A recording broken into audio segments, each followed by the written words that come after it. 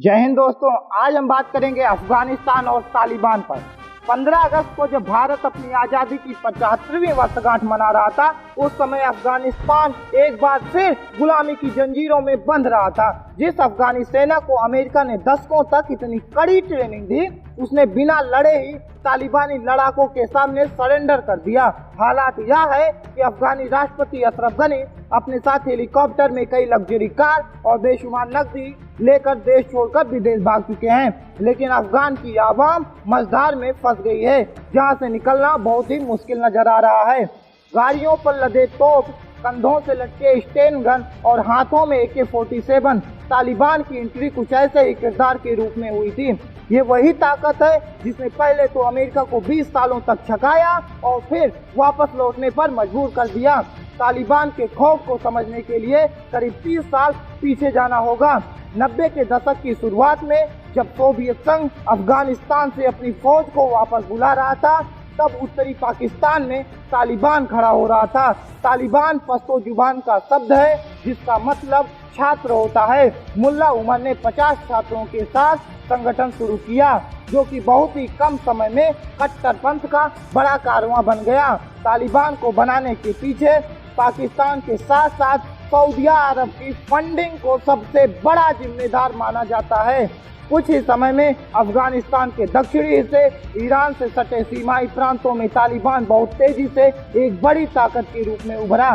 साल 1994 में सबसे पहले कांधार, 1995 में ईरान से लगे हेरात और फिर साल भर बाद 1996 में राजधानी काबुल को तालिबान ने अपने कब्जे में ले लिया। 1996 में मुजाहिदीन नेता बुरहानुद्दीन रब्बानी को अफगान की सत्ता से बेदखल करने के साथ ही अफगानिस्तान में तालिबान शासन की शुरुआत होती है। 1998 आते आते पूरे अफगानिस्तान पर तालिबान की हुकूमत हो चुकी थी। सोवियत आर्मी के जाने के बाद कबायली लोगों को तालिबान में मसीहे की झलक दिखी। हालांकि कुछ ही समय बाद तालिबान के शरीयत कानून से लोग तंग आ गए। न्याय के नाम पर सरेआम सड़कों पर कत्लेआम, पुरुषों के लिए लंबी दाढ़ी, महिलाओं के लिए बुर्का पहनने जैसी पाबंदियों ने दहशत पैदा कर दिया। टेलीविजन, सिनेमा, संगीत ये सब अपराध बन गए। 10 साल से बड़ी लड़कियों का स्कूल जाना गुनाह बन गया। साल 2001 में बामियान में हजारों साल पुरानी बुद्ध की मूर्ति को उड़ाकर पहली बार तालिबान ने दुनिया को अपना आतंक दिखाया। सिर्फ ये मूर्ति नहीं टूटी, बल्कि तोप के इन गोलों से दुनिया हिल गई। लेकिन तब भी विश्व समुदाय मूक दर्शक बना बैठा रहा और बैठा ही रहता अगर 11 सितंबर 2001 को वर्ल्ड ट्रेड सेंटर की घटना न होती। इस हमले से अमेरिका बुरी तरह तिलमिला गया। हमला ओसामा बिन लादेन के आतंकी संगठन अल-कायदा ने किया था, लेकिन ओसामा बिन लादेन को पनाह देने के चलते अमेरिका के निशाने पर तालिबान भी आया। तत्कालीन राष्ट्रपति जॉर्ज बुश ने तालिबान के नेता मुल्ला उमर के सामने अंतिम शर्त रखी कि या तो वो अल-कायदा के नेता ओसामा बिन लादेन को सौंप दें और साथ ही आतंकवादियों के प्रशिक्षण शिविर को नष्ट कर दें, या फिर हमले के लिए तैयार हो जाएं। उमर ने शर्त मानने से मना कर दिया। तब अमेरिका ने 7 अक्टूबर 2001 को नाटो सेना के साथ अफगानिस्तान पर चढ़ाई कर दी। पहले काबुल, फिर कंधार और 2 महीने में पूरे अफगानिस्तान से तालिबान को उखाड़ फेंका। हालांकि ओसामा बिन लादेन और मुल्ला उमर अफगानिस्तान से भाग निकलने में कामयाब रहे।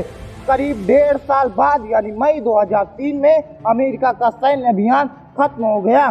2009 में राष्ट्रपति बनने के बाद बराक ओबामा ने तालिबान के खात्मे के लिए लड़ाई और तेज कर दी।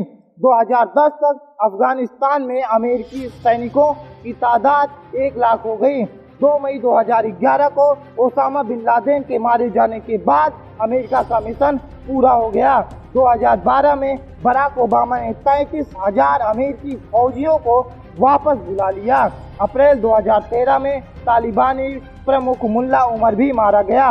डोनाल्ड ट्रंप राष्ट्रपति बने तो तालिबान के साथ शांतिपूर्ण बातचीत और समझौते की पहल शुरू हुई। 2021 में जब जो बाइडेन राष्ट्रपति बने, तब भी अमेरिका की राह वही रही।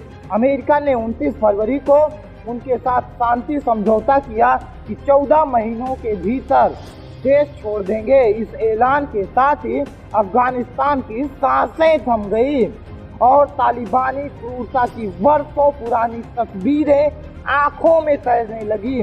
करीब 2 दशक के इस पुराने मिशन में अमेरिका को 2 ट्रिलियन यानी करीब 61 लाख करोड़ का खर्च आया।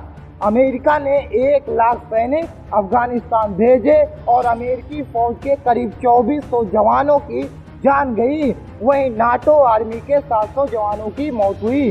हालांकि 64,000 अफगानी सेना के जवान भी मारे गए और साथ ही 1 लाख से ज्यादा अफगानी लोगों की मौत भी हुई। अमेरिका के इस मिशन से एक शांति तो हुई, लेकिन वो अस्थायी रही।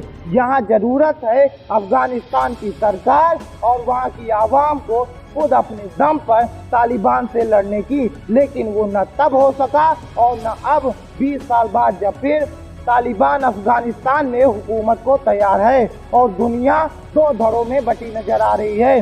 एक गुट चीन और पाकिस्तान जैसे देश का है जो तालिबान के साथ अच्छे रिश्ते को तैयार है, वहीं दूसरी ओर भारत, रूस और ब्रिटेन जैसे मुल्क हैं जो साफ कर चुके हैं वो किसी भी कीमत पर तालिबानी सल्तनत को मान्यता नहीं देंगे।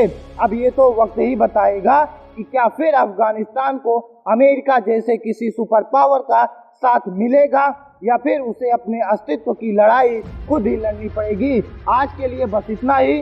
धन्यवाद।